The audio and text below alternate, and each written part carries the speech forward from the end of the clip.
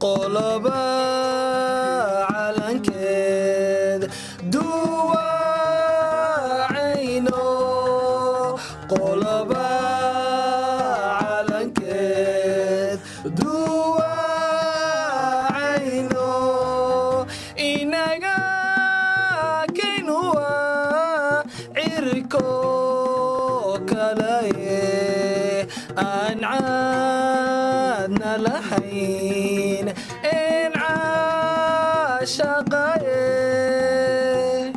Listen, listen, love, listen to the beat of the drum. My heart, my soul, my air, my everything is devoted to you, my queen. This is your loyal soldier at the tip of your feet. You are my east, my west, my compass. My east, my west, my compass. Excuse my intrusion. Let me disturb you for a brief moment, for I am your griot, your history keeper.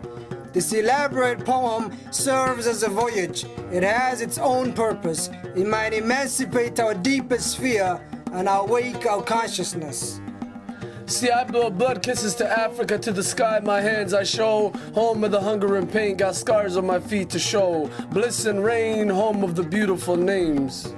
It is disheartening to remember that you have been abused, degraded, deprived, dismantled, exploited, humiliated, raped, and tortured. In an epileptic crisis, the world constrained you, held you back, and then dared to look on in contempt, pity, and disbelief at your progress.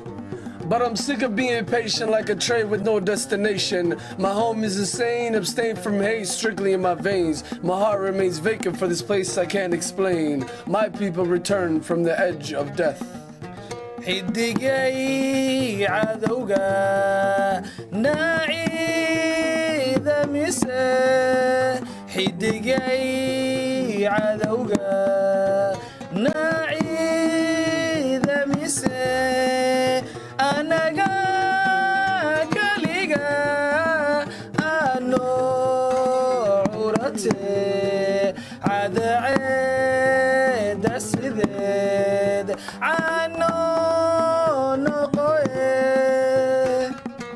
Forgive me, I beg of you, if I failed you, if I sinned, if I seized, if I hesitated, if I was nowhere to be found. Systematically I was thought to be in disguise, but now my love for you will stand the test of time.